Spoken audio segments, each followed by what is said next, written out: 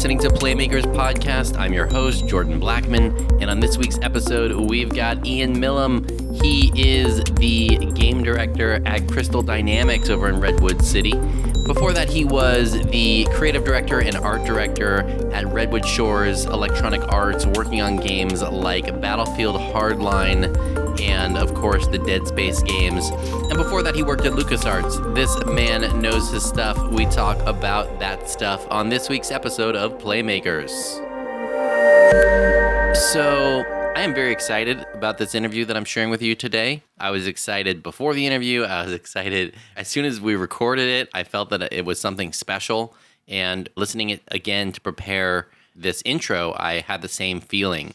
Ian is, in addition to being clearly an incredibly talented game maker, he's also a great interlocutor and somebody who is able to explain the concepts of game creation and the processes and his own opinions on it in a way that is unique. Before I even interviewed him, I had seen his GDC talk about doing the art direction on Deadspace 2, and we'll put a link to that on playmakerspodcast.com. And that talk was so good that I knew I had to have Ian on the show. And I recommend watching that talk. We do cover some material that's a little bit similar, but it's largely separate and it's incredible. So you're definitely going to want to check that out. Ian and I had, I would call it a wide-ranging talk. We had a great conversation covering just a lot of meaty stuff around making games. So we talked about the history of the Deadspace franchise. We talked about why sometimes you actually want to squint at your work, and that's not just an art thing. It's actually a metaphor for all sorts of stuff. We talk about some of the differences between working on big AAA projects with huge budgets and smaller indie games. We talked about why maybe your studio's first game shouldn't be the big opus that you had in mind when you created the studio.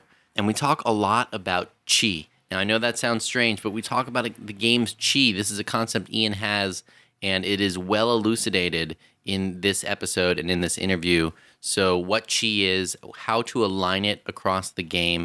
And we talk about the role of different tools in doing that. And one of the ones that was interesting to me is the Rip-O-Matic. So we talk about that. And we talk about how you do all that to cultivate this game feel and to, Ian calls it a promise between the player and the game creator about what kind of experience you're going to have. So, this is an episode about that promise and about how to deliver on it and about studios that have the values to do it in an exceptional way.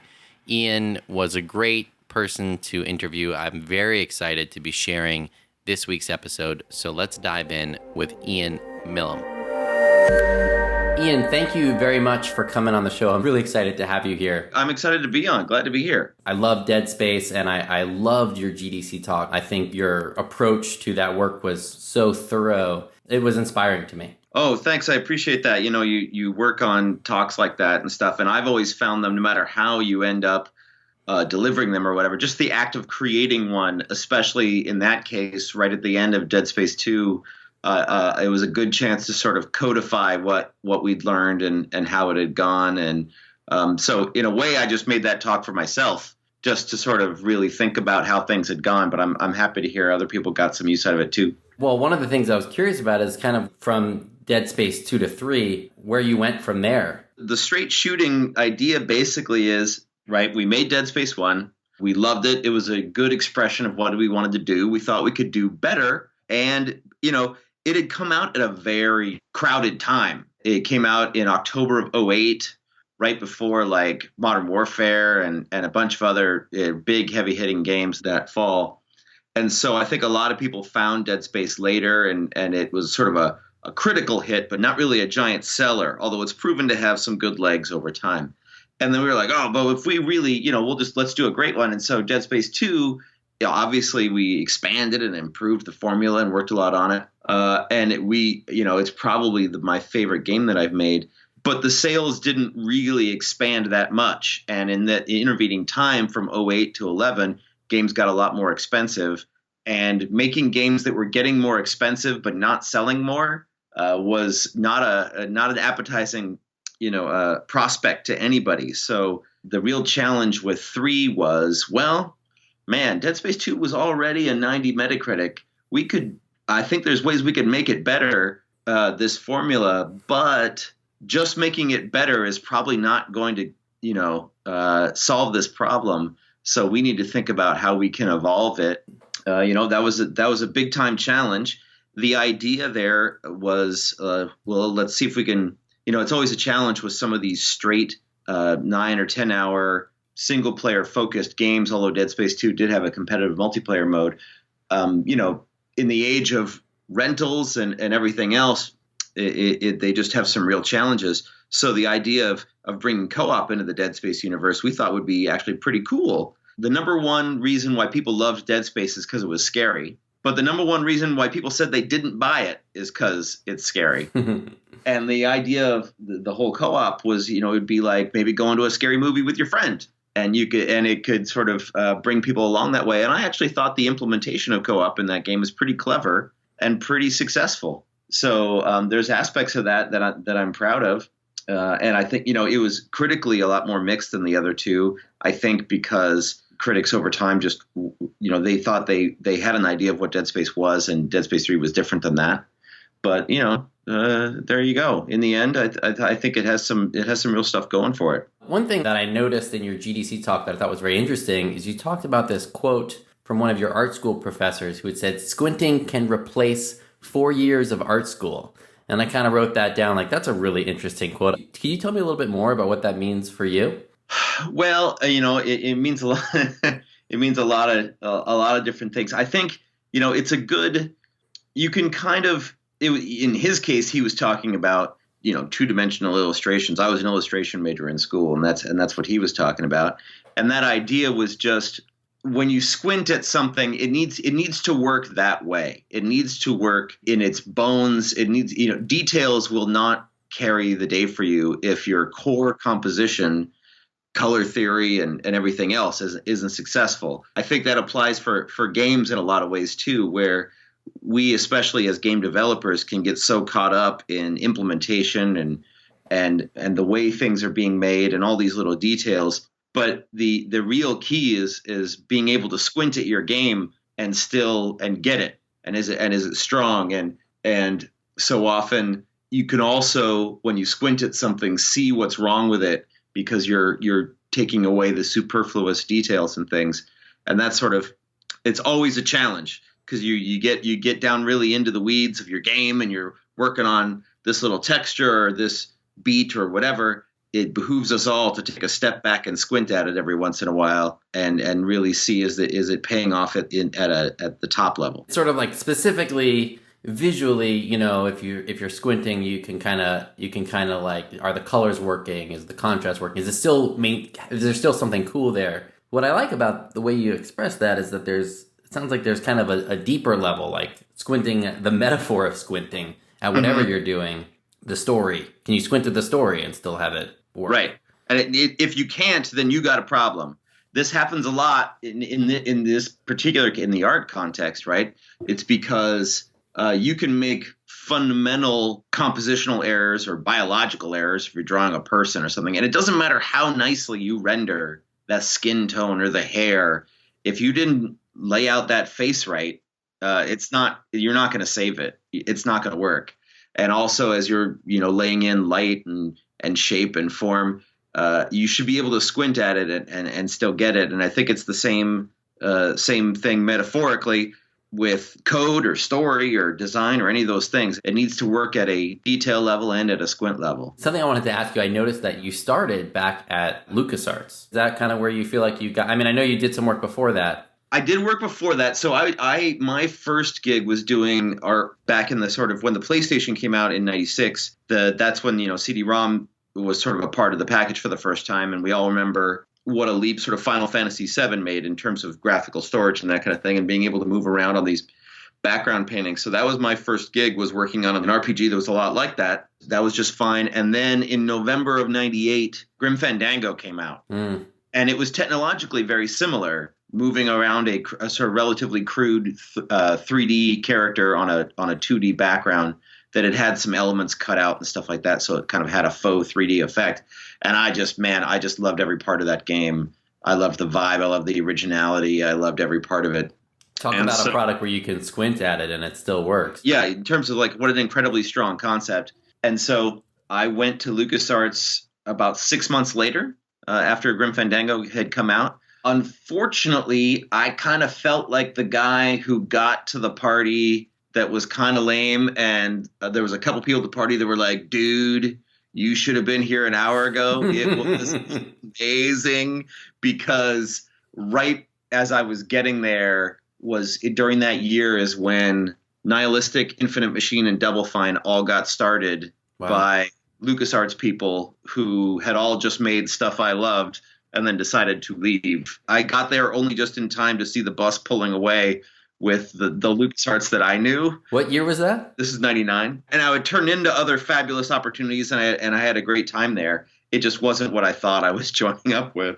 It's amazing how many great studios came out of that. And Double Fine's still going strong and really sort of delivering on the same mission that Tim had when he struck out to do it in early 2000. And then a lot of the guys that I came into and worked with for a little bit, just after that, they left and formed Telltale. And man, were they ahead of the curve with their episodic model and what they've been doing. And Telltale's been quite a machine ever since. Actually, I did a few games with them when I was at Ubisoft. So I know that crew pretty well. Amazing talent over there. And they're doing the way their vision has become their reality is just awesome. Right? Yeah, those guys were on point. I mean, even their name, from way back when they started is exactly what they're still doing. Mm-hmm. And better. I thought it was very wise of them to have something that their studio was about. They knew who they were as game makers, but they didn't necessarily try to make their opus right out of the gate. They weren't making some giant game, right? They started with some licensed IP, and of course that's turned out to be their bread and butter, but it was, pretty small at those days. And they were just like, hey, let's just learn what we're about as game makers, and let's get something out, and let's stay open and see how it goes, and then gradually build. I think some of the new studios that start, and then they start because the creator has this amazing game idea or something, and they immediately try to make that, giant odyssey of a game, that rarely ends well. I find the studios that are still open, that have made it happen and eventually get to make that giant game, usually started with something more modest. You've worked on lots of huge games. Just I obviously don't know the budgets, but we're talking, incredibly large budgets. Over 9 figures in one case. Wow. Okay. Can we talk about which product that was? Is that Hardline? Battlefield. Oh, a Battlefield 1? No, sorry, for that Battlefield Hardline. Hardline. Yeah, that's okay. That's what I was figuring. Incredible.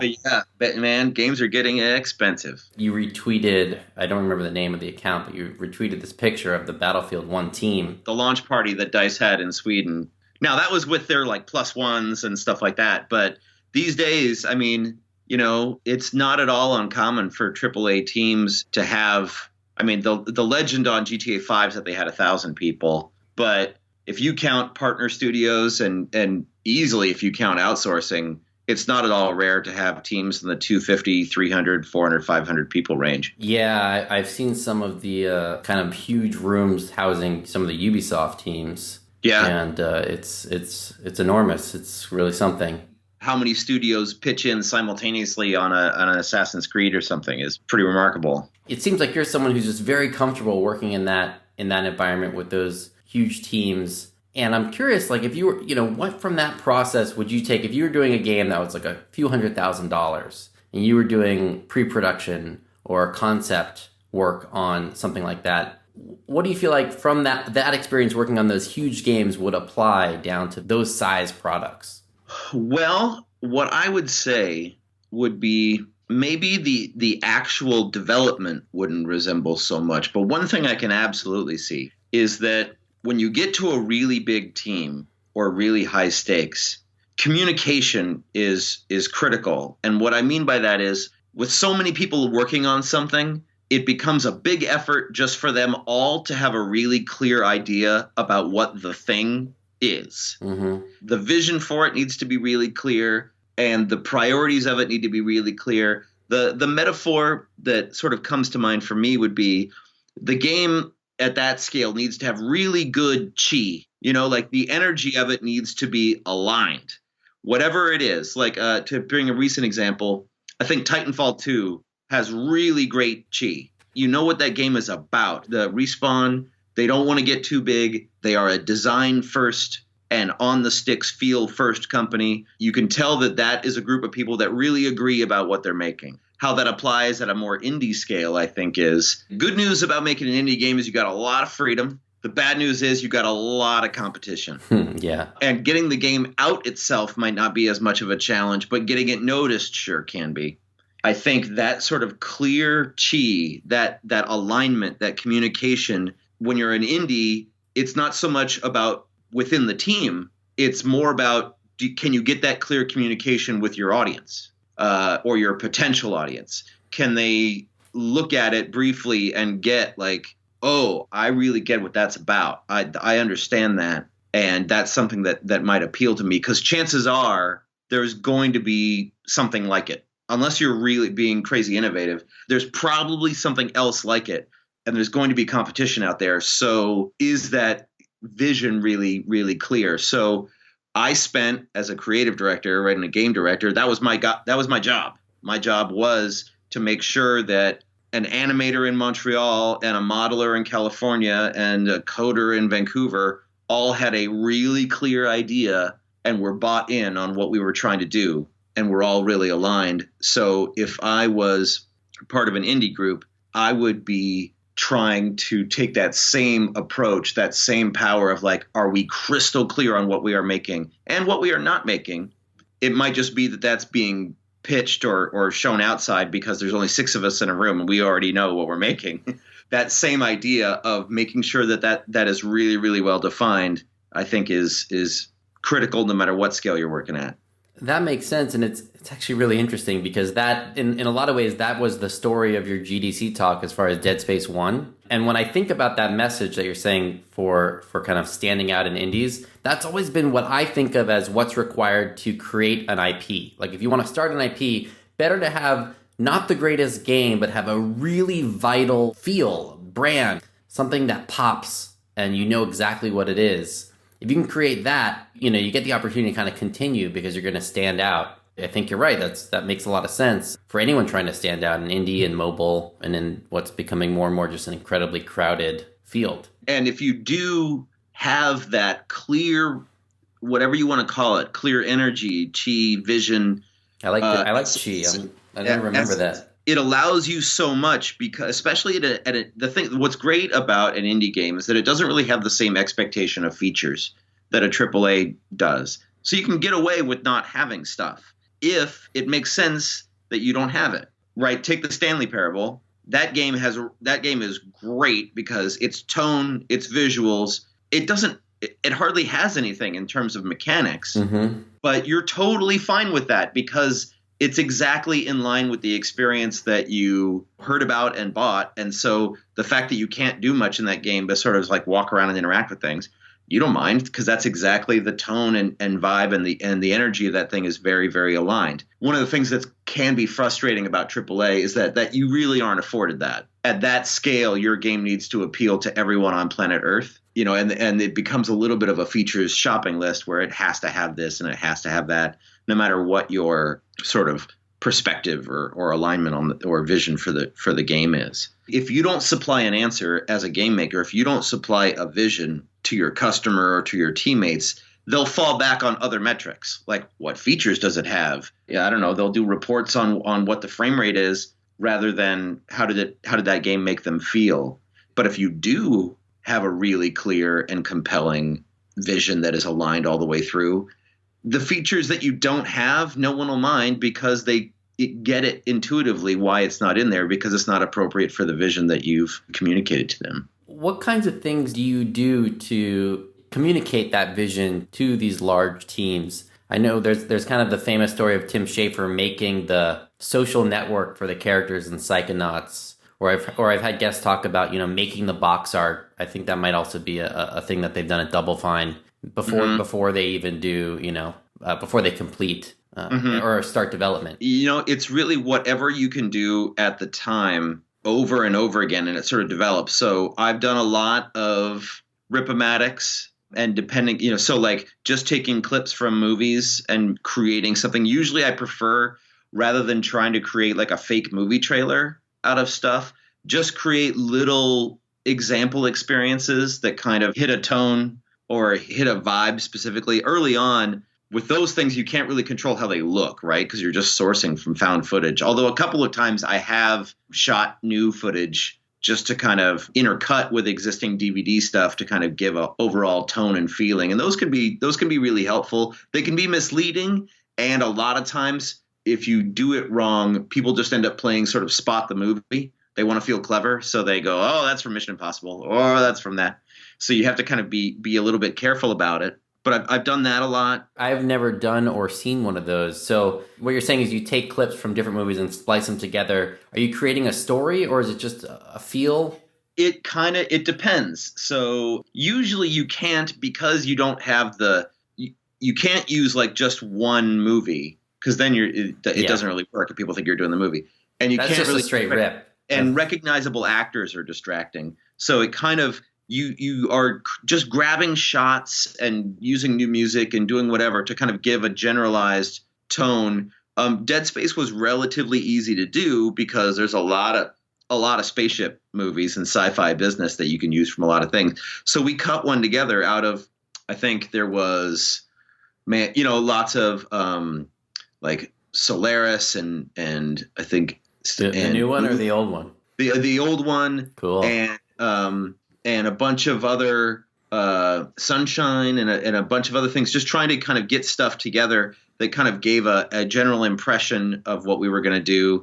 One of the biggest ones was for Battlefield Hardline, because Battlefield had such an identifiable tone already, and we wanted to do something different. For that one, we cut together a bunch of sort of, sexy crime and car chase stuff, sort of escalating that to give that, because our whole point was to give something a little more aspirational, a little more polish. And the key is to just sort of, again, you're trying to make people feel a certain way. How did they feel at the end of that minute and a half? Are they excited? Are they full of dread? Are they, are they curious? And eventually you're hoping that your first game trailer, that your first other material will make people feel the same way. I like editing video. I just enjoy it. It's an incredible time suck, but I just find it fun. And this sounds like something I'd like to try to do. I'd just like to know kind of your process. And then, so you don't have the main characters. I assume it's not a lot of plot. It's more like, here's an opening shot. Here's some interior shots. Here's some key moments, that sort of thing. Typically, lots of times we've tried to start with a song. A song is a good place to start, because that's going to be the glue, because it's largely going to be a montage of different stuff. A couple of times, if there's a really great voiceover or conversation from one movie that really sort of sets a nice tone, we might start from that, but then undercut a bunch of other footage underneath it to give an overall impression of what we're trying to do. That's if we're going for a tone piece. Just as often, if we want to inform how our animation is going to feel, or the kind of, sometimes we'll just do like a supercut of the kind of things that happen in this game, running along rooftops or swinging from vines, or what, like some adventure kind of game or whatever.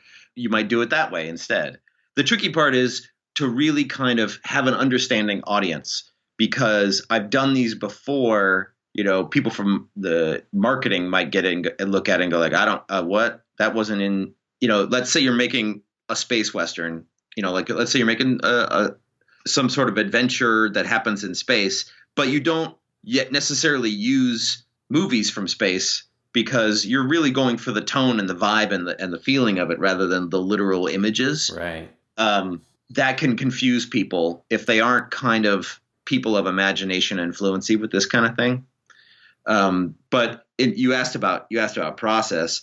In the beginning, it's a lot of harvesting. It's a lot of just grabbing as much as you can from certain things that feel right and feel like an expression of character. And then typically, like I said, we've started with a song and sort of felt the beat along that, and then started to fill things in around and just sort of see where it takes us. And like I said, a couple of times I've shot new footage to kind of intercut with it, because we had a very specific like key image or something that we wanted to make it a little more ownable. Or one of the things that can be difficult, right, is following a character through action, because you're using a bunch of different found footage. you can't really do. I mean, sometimes you can get away with it.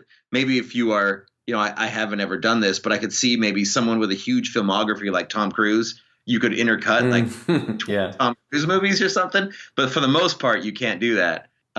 So it tends to be more. That actually sounds hilarious. Right? He's got a great run.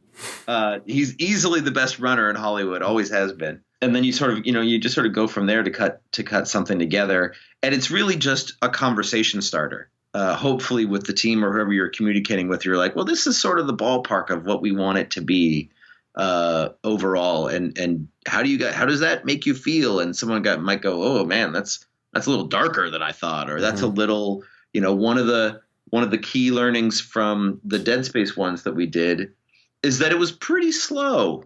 The Rip-O-Matic that we made, there was punchy, but there wasn't a lot of jump scares in it, and it was sort of a slow, psychotic build with some purposefully vague voiceover about, we can't explain what's going on, why don't you come see for yourself, kind of stuff, and it had sort of a tone that is actually pretty good through line to how the shipping thing felt compared to, for instance, they might have thought we were making Aliens.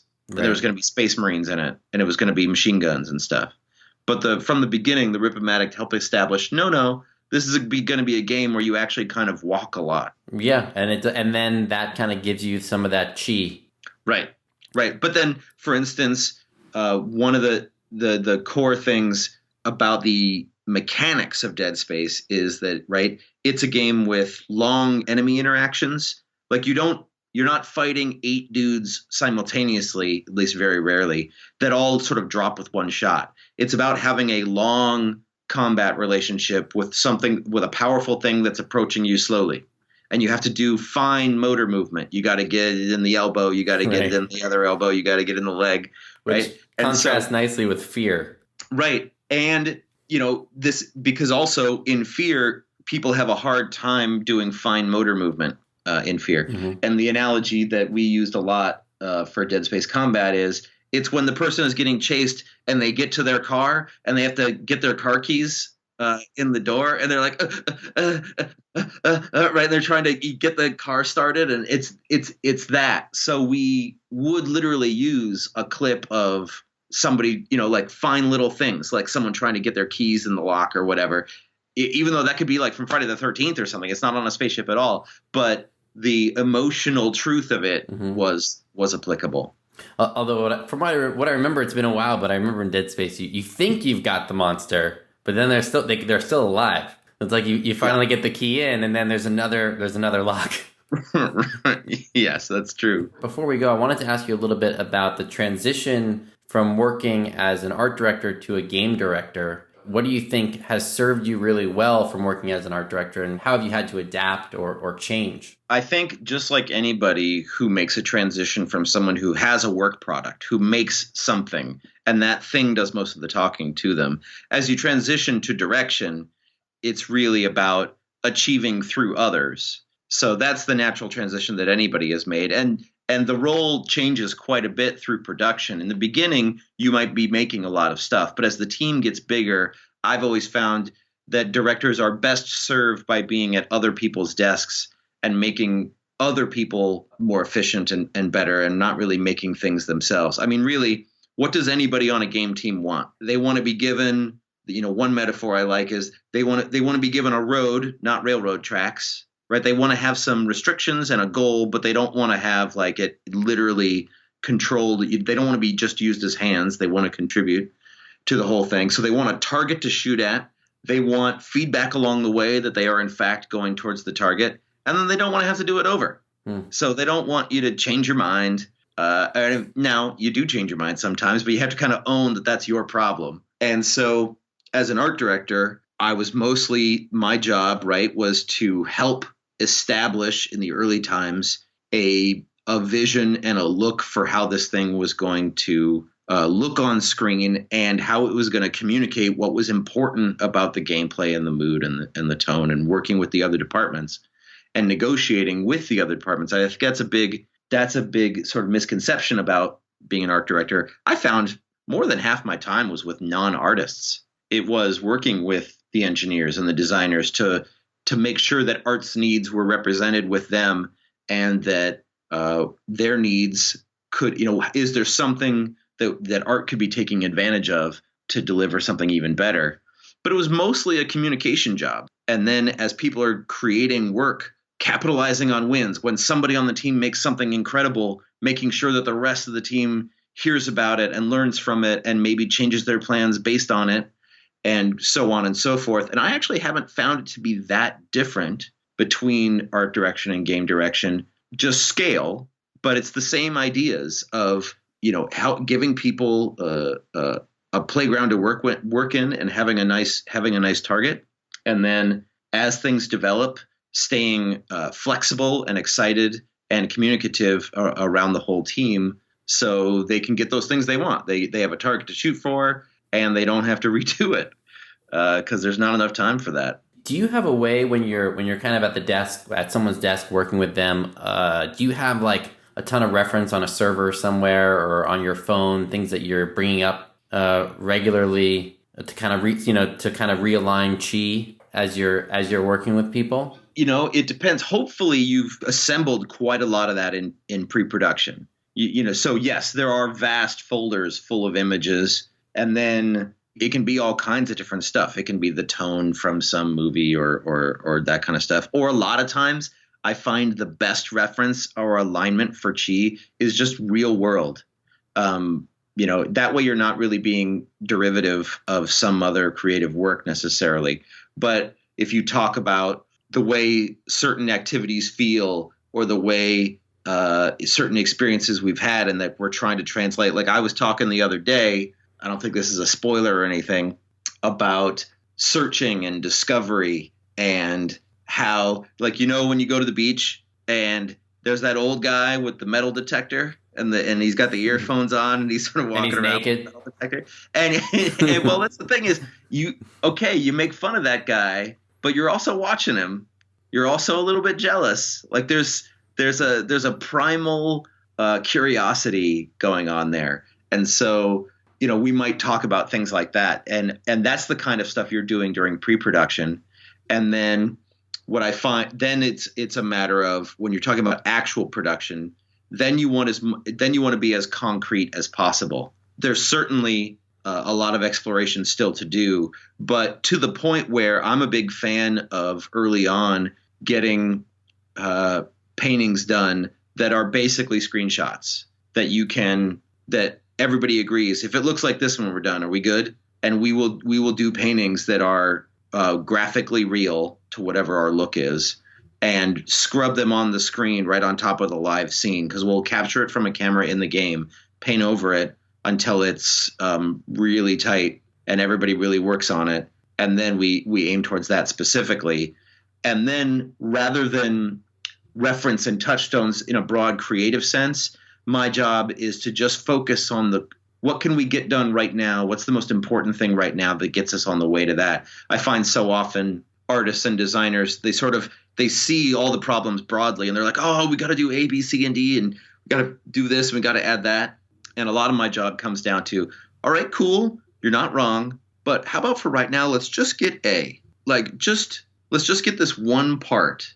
And because almost all quality that I've ever really gotten to in making games has come through iteration. Mm-hmm. And you're so much better off bringing your ambitions in so you can iterate on something than you are trying to get so much done at the same time. So I found that, my job can be like, all right, don't worry about it. We will get there. I frequently I'm a supplier of faith, right? And then so it's my job to express faith and be like, I believe in you. We are going to get there. Let's just do this little part that we can get all the way through the process, and we can learn about getting all the way through the process. And as we get to the end, we will realize how completely screwed we are and how this is no good.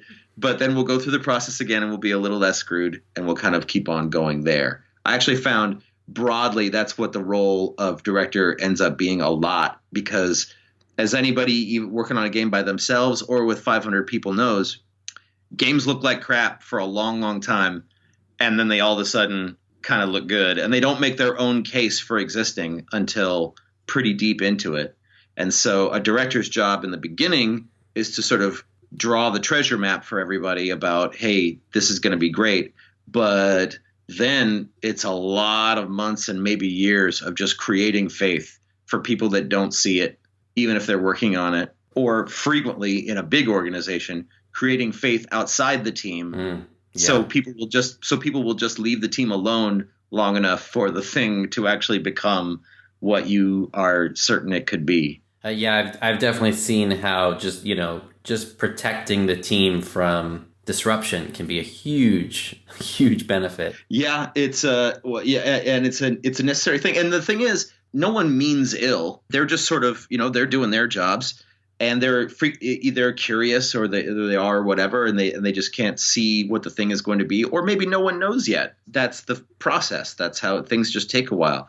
And so your job is to act like you know exactly where it's going, even if you don't, and to have faith that it's going that way while still doing your homework and making sure as much as possible that it's going to get to go that way. It's, I think I've been very lucky to be a part of some very talented teams, and most of my career, even as an art director, was not really spent improving people's art necessarily. They were pretty good at that. It was aligning their art as much as possible so it looked like one person did it, making sure that as much of their effort ended up on screen as possible, that they weren't searching for things and they weren't doing things by half and then being told to redo it because the designer actually forgot that we had to go into this room instead of that room, or any of that kind of stuff, or marketing or direction actually thought they were getting this kind of game when we promised them this kind of game, or any of those other kind of things. It was really just trying to align those teams and set them free more than create anything or anything like that for me personally. I think that the real key in the sort of game maker audience and the whole relationship is that focused, powerful promise that you are telling people, we're going to deliver this kind of experience for you. And they say, oh man, that sounds awesome. And then if you do deliver that experience for them, that's a really powerful loop. And there's a lot of affection and loyalty that's created there. And I think the best game developers, you kind of know what they're about. I know what Naughty Dog is about. I know what BioWare is about. I know what Bethesda is about. And people become fans then because they identify with what you're about. Like, I think Bethesda is a really great example, right? They promise, they're like, this is the game where you can do whatever you want. You can do whatever you want when there's castles and dragons, or you can do whatever you want in a post-apocalyptic wasteland, but you can do whatever you want. And they keep that promise radically, even if it means their games are going to be kind of buggy and breakable. We're going to let you do whatever you want, even if it's collecting every head and putting them in this one house until the frame rate goes to 3 and the physics explode. But we're going to let you do it because this is the game where you get to do whatever you want. And what's interesting is that promise is so focused and so powerful for that audience that they forgive a lot, right? Naughty Dog kind of makes the opposite promise. You don't get to do much of what you want in Naughty Dog games, but holy hell, is it going to be amazing. Like, they're like, listen, man, we're going to do a little less choice, but if you trust us, we're going to deliver a really impressive time. And people go, wow, you know what? That really was an impressive time. I don't mind that I didn't get to choose that much. And that kind of focused promise on either end, or whatever other promises that other games are making, I think that focus is so important, because compared to, this game's going to be super fun, and it's going to have single player and multiplayer and co-op, and it's going to have all that. That's not something that I can really feel passionate about as a fan. And it's not a focused enough promise. So I think, related to that same idea of squinting or chi or whatever you want to call it, having a focused promise is super important. Well, I can't wait to see what the next focused promise you're gonna create for us is. Yeah, you and the team. Too. Me too. We got a long road ahead of us, so there's a lot of focusing yet to do. But I'm pretty excited about the opportunity. Well, thanks so much for coming on, Ian. It was great having you and learning about the way you approach delivering on the promise to the player. Thank you very much.